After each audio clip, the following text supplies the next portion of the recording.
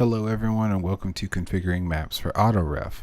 We're going to go over a couple of things that you need real quick before we actually start. First, you're going to need a copy of Sport Bucket. I would recommend versus any other version of Bucket or Spigot. I would recommend you need to have AutoRef running in order to configure the map, and you need to have World Edit in order to configure the map. I will hopefully link all three of those down below if I don't get angry and Google for them. Okay, so to start from there, in game you're going to need a couple of different tools. We're going to need the wooden axe, the golden axe, the gold shovel, a compass to get around, and because this map has 4 walls, we are going to need, what we got? It's green, orange, light blue, and gray. That'll be for setting up our monuments on the map. So, to begin, we're going to start a config for this map. So it's AR-CFG init. That starts a brand new autoref.xml for this map. If you have a map that is configured, you're not going to need to init one. You can literally just start editing and do a save later. We'll talk about that. But we're going to start with making our selections for our start, our lanes, and other zones. So we do //select, so SEL, and extend. This is going to make it really easy to select an area. That's going to be your start region cuboid, so we can left click here, and from now on, as long as I right click, it'll select within this area.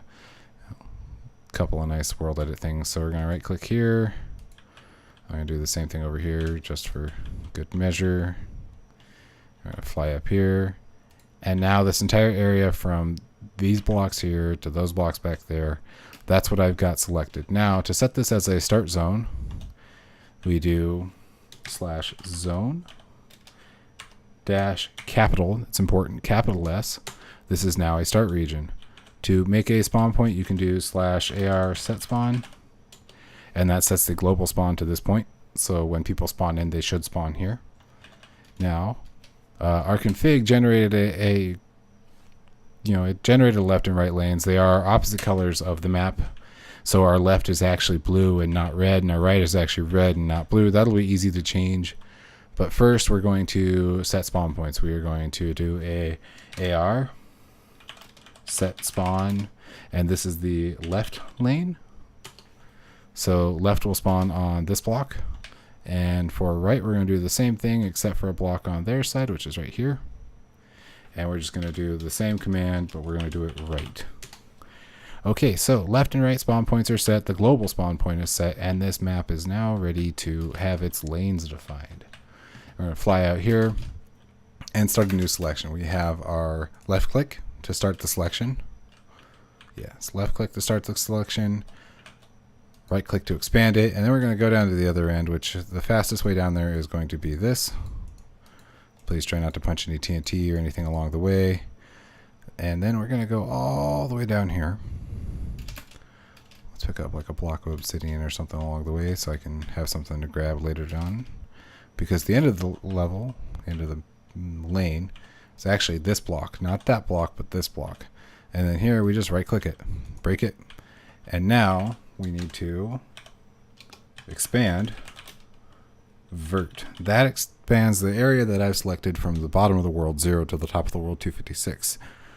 That makes it so that this entire area, this I think 8 blocks wide, is the height of Minecraft's ability, which lets players enter the entire area. If you didn't do that, it would literally only let them in a 2 block space if that's what you selected. So now we're going to /zone. And since this is the right side, we're going to set it to the right. So this is right's region. Now we're going to go configure left, which would be place. That's our left click. And then our first right click. And now we're going to go down to the other end. Come on. We're just going to take a minute to get there sometimes. It takes a bit longer than expected. There we go. Now we're all the way out here, and this is our last right click. We're gonna right click right here because it's already selected this block on both sides. Now we do slash zone left. Oh, nope. I almost forgot to expand. Look at that. Expand vert. And then we're going to do left. Man, I almost forgot. That's important to remember, though. This now is a lane. The other team has their lane. And we have a start zone. Now it's time to configure our win conditions. This is as simple as coming up here. We can place a block here, place a block here, place a block here, and here. Now to set a win condition, you just right click it with a shovel. So that is now a win condition for left. Orange is now a win condition. Blue is now a win condition. And gray is now a win, or silver, but light gray. So those are now win conditions on this side. Now we have to do the same thing on the other side in the same order. So green, orange, blue, gray. And with our golden shovel, we shall do the exact same thing. Now, all the win conditions are set. It's super simple. You just click them. You don't have to select where the boxes were. You don't have to select the fact that the wool's way down there, or that the wool's right here, or the fact that there are 2 wools down there. You can just set it, and AutoRef will find out where you picked up the wool from, because wool isn't a craftable item in this. So we have spawn point set. We have our win condition set. Time to set our beginning redstone levers. Yeah, the redstone switches at the beginning so that the map will actually start itself. So, oh, that was already on. It's been a while since I've looked at this. Oh, come on. There we go. So, once all the teams are on, is that team on? Ah, yes, okay. I don't know why this is so much that it needs to be, but whatever.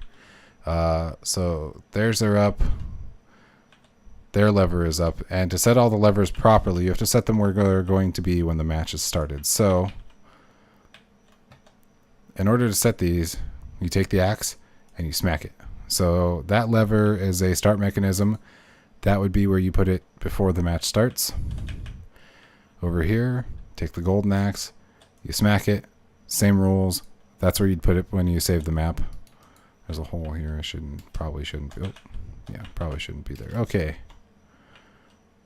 So that one's off. That one's off. We'll put our blue wool back. And then finally, the final one that you're going to need is this one. And then we hit it with the golden axe. Oh, and we're going to need to put that back because that is going to need to be there.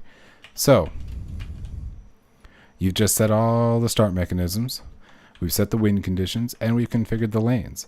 After this, I believe all we need to do is go back to configuring the autoref.xml.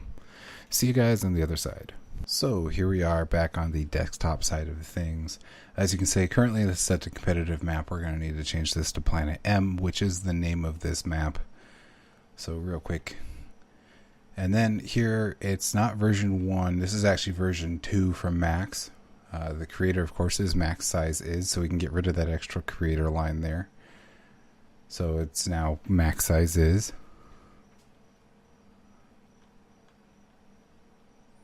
Also, our team colors were wrong. The left side was blue, and the blue side was red. I mean, it was super simple, super easy. As you can see, we do have our spawn point set in here. We also have our left and right team goals set. Our start mechanisms are set. And see, there's our spawn point right there. I mean, that's pretty simple. Our regions are already set. We have our areas set, and see you back on the server side for everything else. Okay, now that we are back on the Minecraft side of things, you can see that I have Planet M loaded as per this box right here. Planet M left is now blue like it should be, and right is now red like it should be. As you can see, I've loaded into, this is my latest one. Sorry, I was fixing something there. Planet M version 2.0 by Max Size is. I am a ref. Left and right are set right. Currently set to waiting, and map difficulty is set to stat.